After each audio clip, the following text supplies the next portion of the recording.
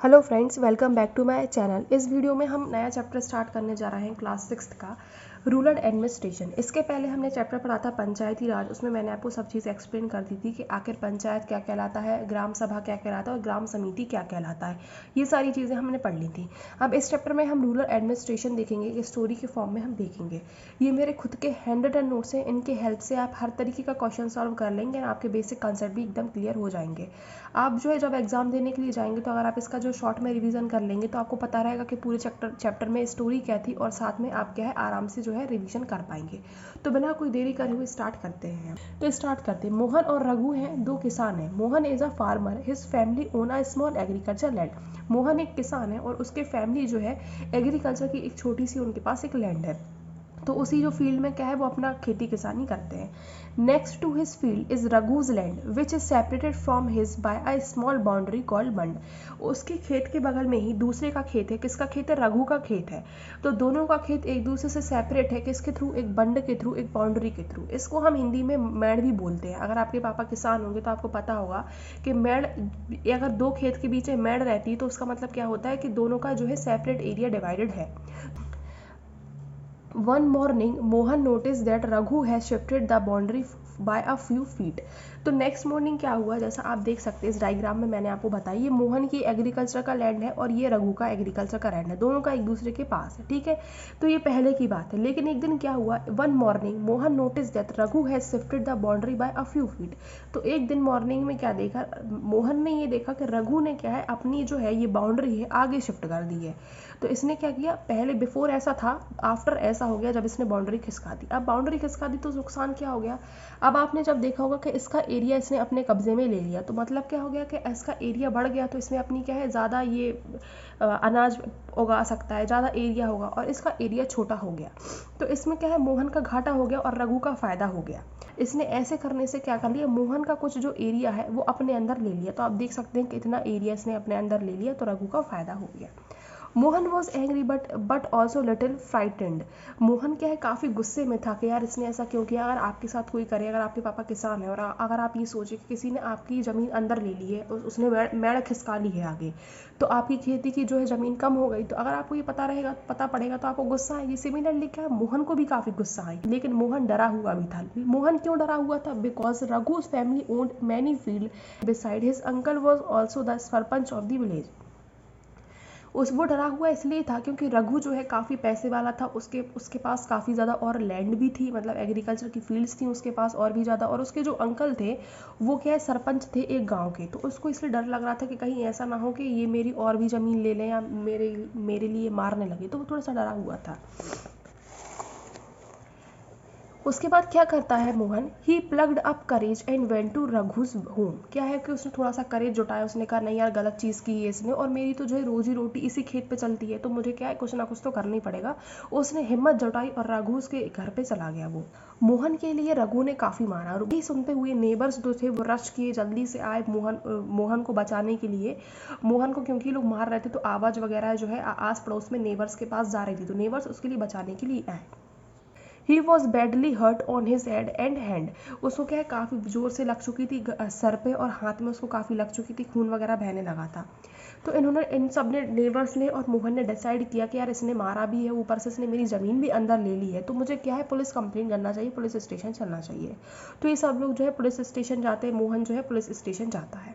अब police station जाते समय पे एक बात आती है, जो उसके साथ एक इंसान रहता है, तो वो मोहन से ये कहता है कि यार हम थोड़े से पैसे और लगा के कोई अच्छे पुलिस थाने क्यों नहीं चलते, हम अपने गांव के पुलिस थाने क्यों चलते हैं। तो मोहन ये समझाता है area of the police station. अब एरिया ऑफ पुलिस स्टेशन मैं आपको बताती हूँ। जैसे ये है मोहन का और रघु का गांव है, ठीक है, ये मोहन और रघु का गांव है, आपने ये समझ लिया। तो मोहन और रघु के गांव में ये पुलिस स्टेशन आता है। तो अगर मोहन और रघु के बीच में कोई भी लड़ाई होती है, कोई भी एक्सीडेंट होता है, कुछ भी होता है, तो वो इसी पुलिस थाने में रिपोर्ट लगाने के लिए जाएंगे। वो किसी दूसरे पुलिस थाने में नहीं जा सकते। तो मतलब एरिया ऑफ पुलिस स्टेशन, हर एक पुलिस स्टेशन का एक एरिया होता है कि आपके जो भी एरिया में अगर कोई मारा पीटी हो रही होगी, कोई भी अगर किसी ने चोरी कर लिया होगा, तो वो अपने एरिया के पुलिस स्टेशन में ही आपको लिखाना पड़ेगी वो रिपोर्ट। किसी दूसरे पुलिस स्टेशन में आप जाके ये रिपोर्ट नहीं लिखा सकते हैं। तो आप अपने मम्मी पापा से भी ये जाके पूछ सकते हैं कि हमारे एरिया में कौन सा पुलिस स्टेशन आता है जहाँ पे जाके हम कंप्लेन कर सकते हैं। तो आपको इस सब चीज़ों से क्या है आइडिया लग जाएगा।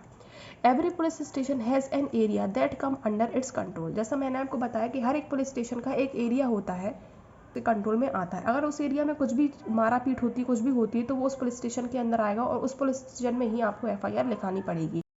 All person in that area can report case or inform that person about any thief, accident, injury, fight। मतलब उस एरिया में जो भी लोग रहते होंगे, इस एरिया में जैसे मोहन और रघु हैं, तो मोहन और रघु अपना केस लेके जाएंगे। मोहन और रघु के सिवा किसी और की किसी और से लड़ाई हो जाए तो कोई भी उस एरिया के अंदर जो भी पॉपुलेशन आती होगी वो अपनी प्रॉब्लम लेके पुलिस स्टेशन जा सकता है। कोई भी प्रॉब्लम हो, किसी का एक्सीडेंट हो गया हो, किसी की चोरी हो गई हो, किसी को लग गई हो, फाइट हो गई हो, तो कोई भी केस लेके उस एरिया के पुलिस स्टेशन में आप जा सकते हो और अपनी कंप्लेंट लिखा सकते हैं, एफआईआर दर्ज करा सकते हैं। It is the responsibility of the police of that station to inquire, to investigate, take action on the case within the area।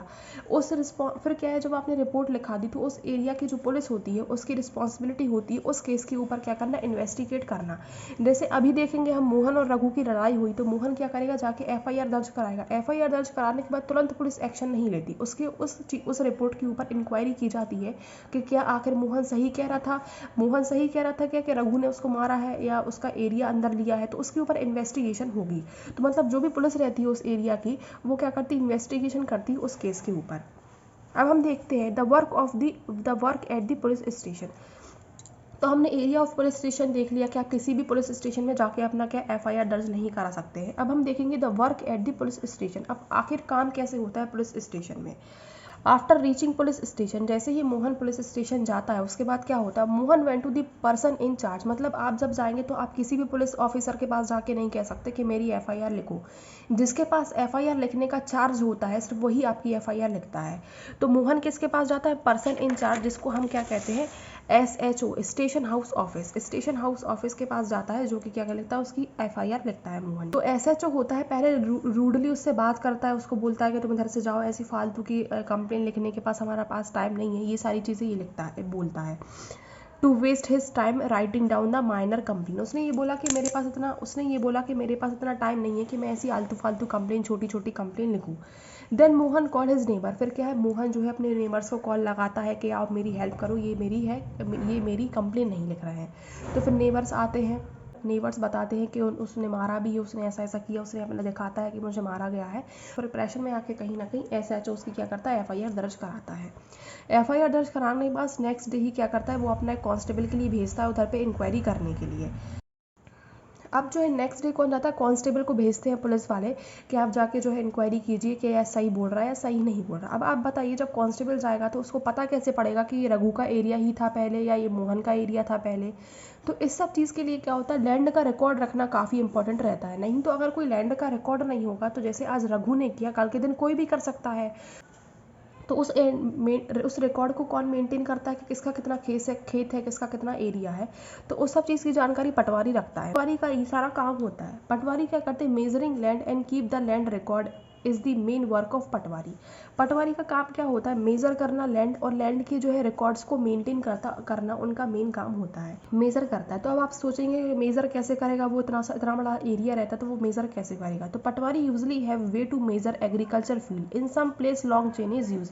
तो पटवारी के पास मेजर करने के लिए डिफरेंट टेक्निक्स होती हैं। जैसे एक टेक्निक जिसमें किसी एरिया में लॉन्ग चेन की यूज होती है। Patwari is known by different name in different area. अब पटवारी को डिफरेंट एरियाज में डिफरेंट नेम से बुलाया जाता है। किसी एरिया में पटवारी बुलाया जाता है, किसी एरिया में विलेज ऑफिसर बुलाया जाता है, किसी एरिया में कर्मचारी बुलाया जाता है, लेखपाल बुलाया जाता है। ये सारी चीज़ें बुलाई जाती हैं पटवारी के लिए। नाम काफ़ी हैं बट काम इनका सिर्फ एक ही रहता है। Every Patwari is responsible for a group of village. एक जो पटवारी होता है ग्रुप ऑफ विलेजेस के लिए काम करता है कि उसके जो है डिफरेंट विलेजेस के वो अपने पास रिकॉर्ड रखता है कि किसका कितना एरिया है। ठीक है।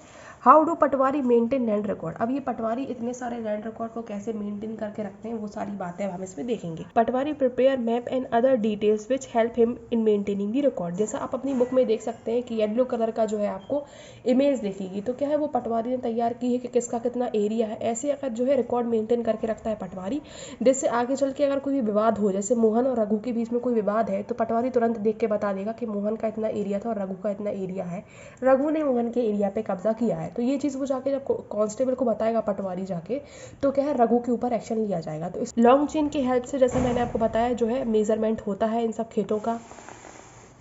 Patwari is also responsible for the organizing the collection and land revenue from the farmer and provide information to the government about the crop growth in the area. पटवारी का ना ही सिर्फ काम होता है कि लैंड रिकॉर्ड को रखना, उसका एक और काम होता है रेवेन्यू कलेक्ट करना फार्मर से। दूसरी चीज़ क्या है कि किस किसान ने कौन सी फसल उगाई है, वो सारी चीज़ें भी इसको रिकॉर्ड करना ज़रूरी होती हैं। तो ये क्या करती है, इन्फॉर्मेशन लेती है, provide information to the government about the crop growth in the area, किस एरिया में कौन सी क्रॉप ग्रो हुई है, तो उस सब चीज़ों का बनाता है, रिकॉर्ड बना के क्या है गवर्नमेंट को सबमिट करता है। It is important for patwari to update record regularly, हर टाइम पे पटवारी को काफ़ी इंपॉर्टेंट होता है अपने रिकॉर्ड्स को अपडेट करना। फॉर एग्जांपल कभी अगर मान लो मोहन ने अपना ज़मीन बेच दी, तो पटवारी को अपने रिकॉर्ड में लिखना पड़ेगा कि मोहन ने अपनी ज़मीन बेच के किसी और को दे दी है। तो ये सारी चीज़ें हैं जो लिखना पड़ती हैं पटवारी को ये सारी चीज़ें लिखना पड़ती हैं, इसलिए उसको अपना रिकॉर्ड अपडेट करना पड़ता है। Senior people in this department supervise the Patwari work, जो सीनियर्स होते हैं ऊपर जो इनके रहते हैं वो पटवारी को बताते हैं कि आपको काम कैसे करना है और क्या नहीं करना है, तो वो पटवारी को सुपरवाइज करते हैं, मतलब पटवारी के ऊपर भी लोग रहते हैं।